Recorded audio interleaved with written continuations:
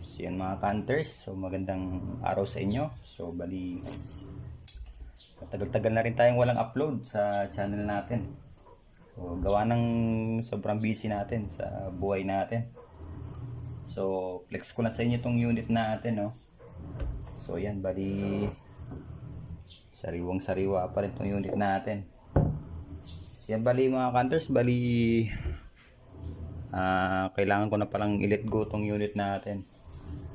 So hindi natin maasikaso yung ano ngayon, yung vision natin. So kailangan muna nating pakawalan to. So yan mga kanter, so isa-isahin ko pala to yung mga ano natin, itong mga parts nya. Yan. So bali sa gustong mag-PM sa akin mga hunters, comment lang kayo dito sa channel natin. Yan, PM, usap na lang tayo sa pricing nito. So medyo mura naman tong ibibigay ko sa inyo mga hunters. Yan. So yan mga hunters, bali ito pala yung unit natin. Yan. So upgrade na rin tong ano, folding mechanism nya.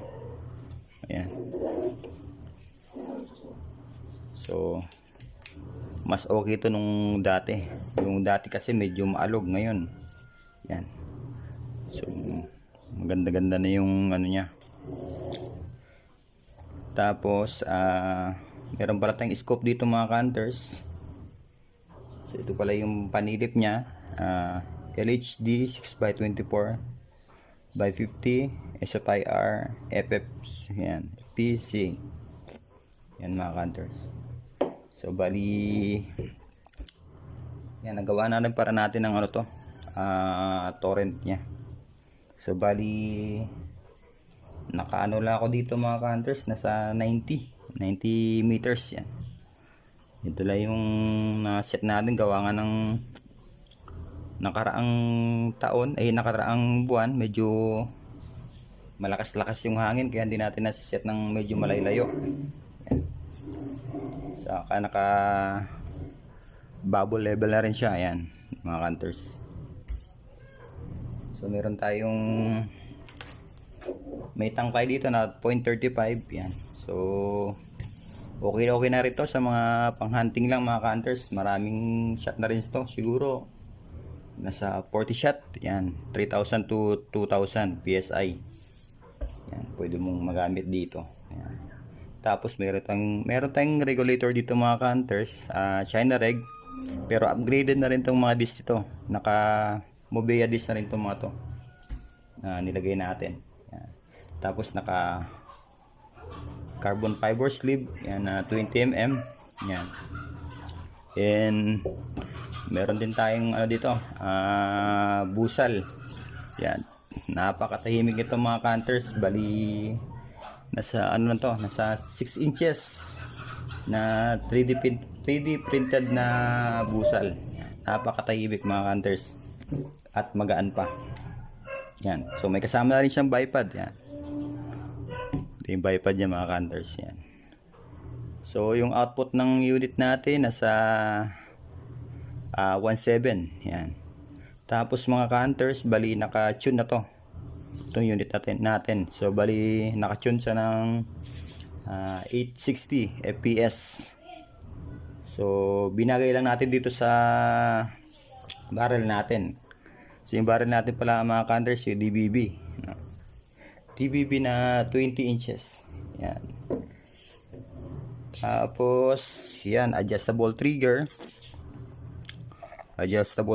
tapos adjustable hammer. Yan, gusto mo mag-adjust, adjust mo na lang dito, pero I suggest na okay na to kasi naka-tune na tayo dito na-tune na natin para sa barrel nya. Once na magpalit kayo ng barrel, yan, so pwede natin i-tune ulit, tune nyo na lang.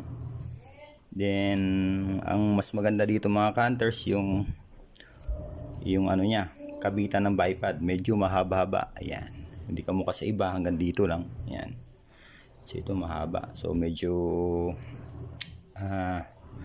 hindi siya magalaw once na gumamit ka ng bipod. Yan. So yan mga ka-hunters. So comment na lang kayo sa ano natin, channel natin, gustong mag-abi nito, tapos usap tayo.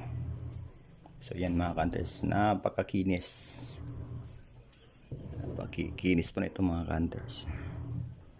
So sulit na to. Tapos may kasama na rin itong mga pump mga ka-hunters yan. So kung ako lang, for keep na tong unit na to eh. Kaso sayang lang, ma-stock lang sa bahay. Medyo busy tayo ngayon kasi mga ka-hunters. Ayan. So yan, soft touch so mga ka-hunters. Konting kalabit lang. Talagang ito na siya. Tapos receiver pala natin mga ka-hunters, Manchester, yun na yan. Na 6 inches. Tapos maganda to mga ka-hunters, hanggang dito pa yung ano niya, yung plenum niya. Tapos yung sa ano niya, sa valve assembly niya na dito, tapos meron po siyang plenum din dito. So mahaba-haba talaga yung plenum nito kahit hindi ka na gumamit ng extension. Kaya yung ano, yung output ng ano natin ng regulator nasa 1.7 lang. Yun ang pinaka ano, maganda sa unit na to. Tipid sa hangin. So yung mga ka-hunters, comment na lang kayo.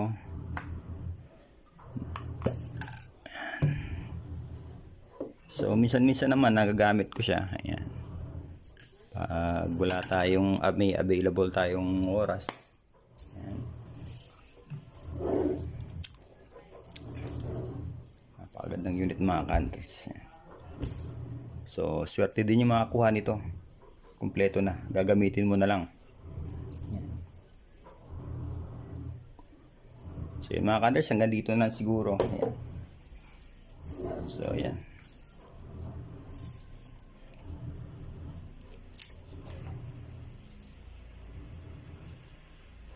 So mas maganda kung nakuha itong unit na to, bilhin na lang kayo ng range finder para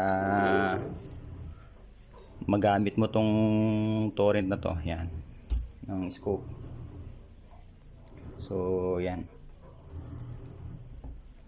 iba pa rin kasi pag nagda-dial ka mga ka-hunters. So na once na kahit anong distance na gusto mo, basta itapat mo lang sa ano niya, sa cross niya.